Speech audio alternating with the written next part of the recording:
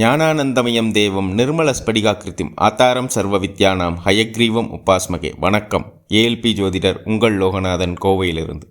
எண்ணம் போல் வாழ்க்கை அப்படின்னு நான் படித்த பள்ளிக்கல்வியை எனக்கு வாழ்வியல் கல்வியாக ஒவ்வொரு ஏஎல்பி ஜாதக ஆய்வின் மூலமும் உணர்த்தி கொண்டிருக்கும் அட்சய இலக்கண பദ്ധதியின் தந்தை மதிப்பிற்குரிய பொதுவுடை மூர்த்தி ஐயா அவர்களுக்கு என்னுடைய மனமார்ந்த வணக்கங்கள்.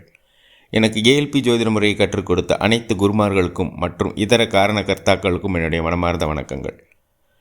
ஜாதக ஆய்வுக்கு போகிறதுக்கு முன்னாடி என்னோடய சேனலை நீங்கள் சப்ஸ்கிரைப் பண்ணலைன்னா சப்ஸ்கிரைப் பண்ணிக்கோங்க. நான் ஏஎல்பி முறையில் ஆய்வு செய்து போடும் வீடியோக்கள் உங்களை உடனுக்குடன் வந்து சேர இங்கே இருக்கிற பெல் நோட்டிஃபிகேஷன் செலக்ட் பண்ணிக்கோங்க. அட்சய இலக்கண பദ്ധதி ஜோதிட முறையில் இந்த வீடியோவில் நம்ம பார்க்கக்கூடிய நிகழ்வானது ஒரு 29 வயதுடைய ஆண் ஜாதகர் ஒர்க் பண்ணிகிட்ருக்காரு. அவர் எப்போ ப்ரமோஷன் கிடைக்கும் பார்த்து பலன் சொல்லுங்கள் அப்படின்ற மாதிரி வந்தார். அவருக்கு நம்ம சொன்னோம், இந்த காலகட்டங்கள் உங்களுக்கு அவிட்டம் 4 போயிட்டுருக்குன்றதை பார்த்துட்டு இந்த காலகட்டங்கள் உங்களுக்கு வராதுங்க, நீங்கள் இந்த சதயம் 1 வர வரைக்கும் வெயிட் பண்ணுங்கள், வந்துச்சுன்னா உங்களுக்கு ப்ரமோஷன் தானாக வரும், நீங்கள் எந்த இதுவும் பண்ணாதீங்க, ஃப்ரீயாக விடுங்க அப்படின்னு சொன்னோம். அதே போல் அவருக்கு சதயம் 1 வரப்போ ப்ரமோஷன் கிடச்சிது. இது எப்படி நம்ம ஏஎல்பி முறையில் எளிமையாகவும் துல்லியமாகவும் சொன்னோம் அப்படின்றத பார்ப்போம். இவருடைய பிறப்பு விவரங்களை வாங்கி நம்ம ஜாதகத்தை ஏஎல்பி சாஃப்ட்வேரில் ஜென்ரேட் பண்ணப்போ இவர் பிறந்தது மேசராசி விருச்சிக லக்னம். இப்போ 29 வயதிற்குரிய அட்சய லக்னமாக வந்தது கும்ப அட்சய லக்னம். அதில் இவர் அவிட்டம் 4 போயிட்டு இருந்தார். அவிட்டம் 4 அதிபதி செவ்வாய் பகவான் 4ஆம் வீடாகிய ரிஷபத்தில் இருக்கார். இப்போ ப்ரமோஷனை பற்றி இவர் கேட்குறாரு அப்படின்னா நம்ம 11ஆம் வீட்டை பார்க்கணும்.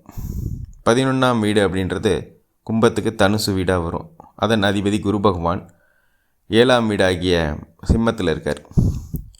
அப்போ இந்த காலகட்டங்களில் அவருக்கு ப்ரமோஷன் ஏன் கிடைக்காது அப்படின்னு சொன்னோன்னா, செவ்வாய் பகவான் 11ஆம் வீடாகிய ப்ரமோஷனுக்கு எதிர்பார்த்த நிலையில் அமரல. அதை நம்ம அதனால் இந்த காலகட்டங்கள் உங்களுக்கு எதிர்பார்த்த மாதிரி இருக்காது அப்படின்னு சொல்லிட்டோம். இப்போ சதயம் 1 வரப்போ ராகு பகவான் பார்த்திங்கன்னா 11ஆம் வீடாகிய தனுசில் இருக்கார்.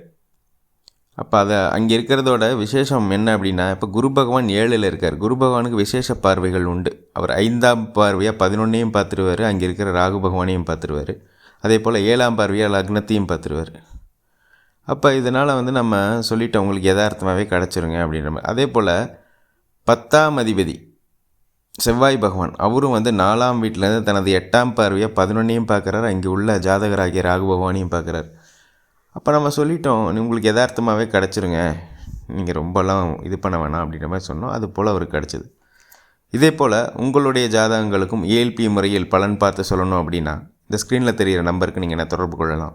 இந்த நேரத்தில் ஏஎல்பி ஜோதிட முறையை உருவாக்கிய மதிப்பிற்குரிய பொதுவுடை மூர்த்தி ஐயா அவர்களுக்கு என்னுடைய மனமார்ந்த நன்றிகள்.